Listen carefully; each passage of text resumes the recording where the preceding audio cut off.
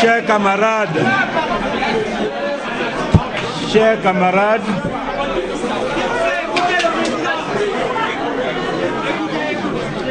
camarades, je voudrais, avant de commencer tout autre discours, d'abord vous saluer et vous remercier chaleureusement. Je voudrais vous saluer et vous remercier au nom de tous les camarades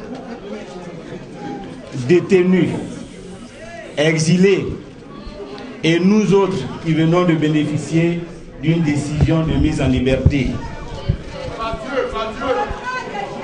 Je voudrais vous remercier de votre mobilisation. Je voudrais vous remercier parce que si nous sommes présents devant vous ce jour, ne vous y trompez pas. Il n'y a pas deux explications. Il n'y a pas trois explications. Il n'y en a qu'une seule. Et la seule explication, c'est votre mobilisation, c'est votre détermination.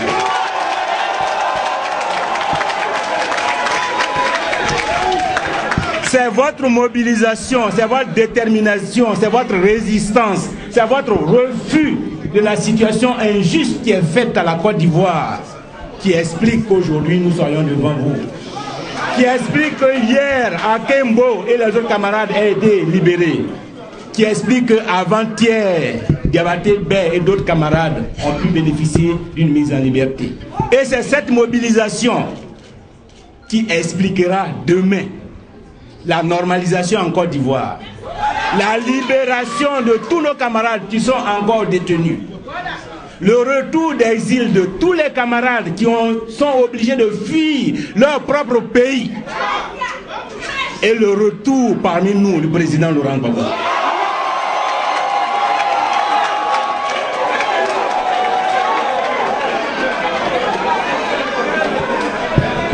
C'est pourquoi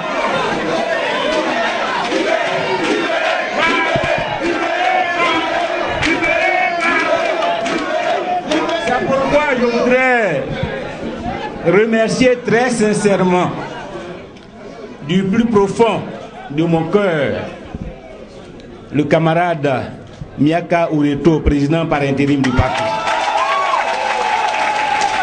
Et avec lui, remercier tous ceux qui composent la direction intérimaire du Front populaire ivoirien à l'heure actuelle.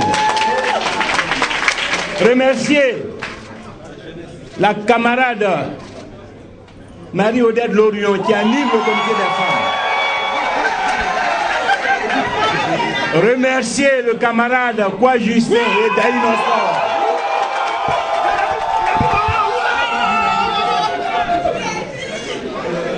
Parce que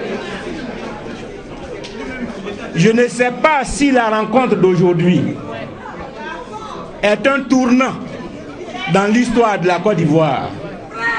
Je ne suis pas prophète pour le dire, mais ce qui est sûr, que cette date-là sera une date historique.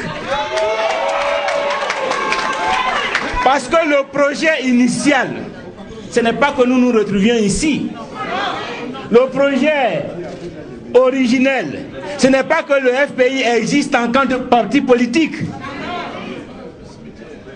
L'ambition nourrie par ceux qui sont arrivés au pouvoir dans les conditions que nous connaissons, ce n'est pas d'instaurer la démocratie, ce n'est pas de laisser exister un parti aussi puissant que le Front populaire ivoirien.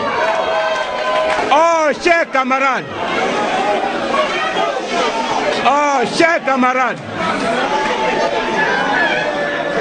vous avez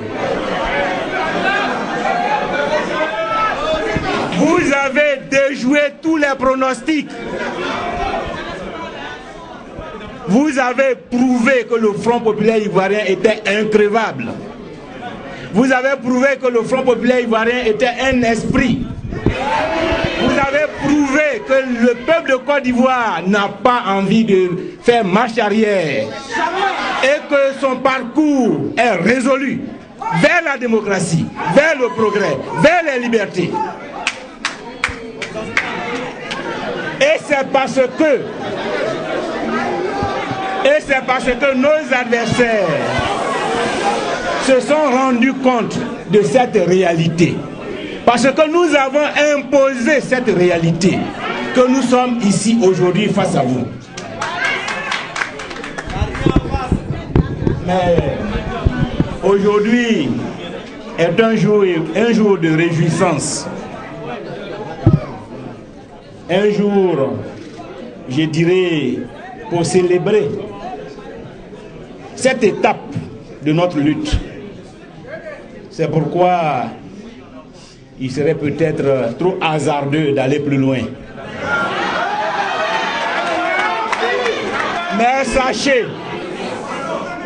Mais sachez que nous n'avons pas 3 programmes. Nous n'avons pas 2 programmes. Nous avons un seul programme. Et ce programme, c'est le programme du peuple de Côte d'Ivoire. Et ce programme, ce sont les aspirations profondes du peuple de Côte d'Ivoire. Et ce programme, c'est résoudre tous les problèmes qui peuvent faire en sorte que ce pays ne soit pas un pays moderne, un pays prospère. Voilà notre programme.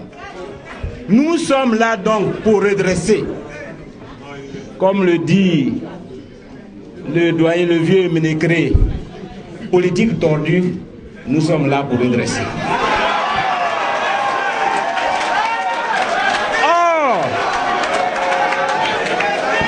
Aujourd'hui, qu'il s'agisse de la politique, qu'il s'agisse de l'économie, qu'il s'agisse des droits de l'homme, qu'il s'agisse des libertés, la politique ivoirienne est tordue. C'est pourquoi notre mission est encore plus importante. Restons donc mobilisés. Ce programme de redressement national, nous ne l'engageons pas contre un individu. Nous ne l'engageons pas contre une ethnie. Nous ne l'engageons pas contre une région. Nous l'engageons au profit de tout le peuple de Côte d'Ivoire dans sa diversité ethnique et religieuse. Ce programme, nous l'engageons non dans la violence, mais dans la paix, dans la démocratie, dans la politique. C'est pourquoi nous invitons ceux qui ont la responsabilité de ce pays à l'heure actuelle de savoir que le Front populaire ivoirien est présent et entend prendre sa part dans la restauration de la Côte d'Ivoire.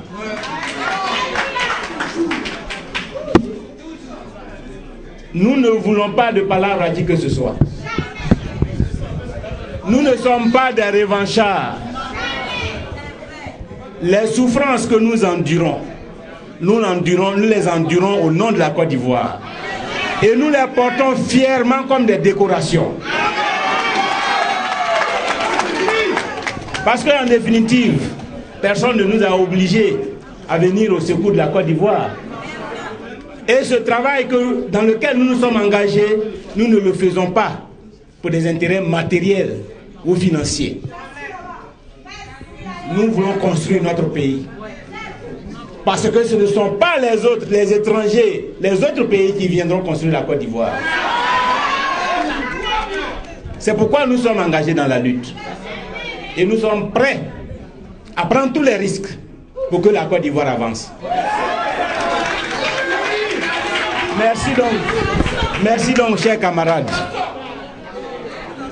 Lorsque le président par intérim nous aura invités à un forum plus politique et plus élargi, nous aurons à discuter largement et à nous entendre sur les axes de cette nouvelle phase de la lutte.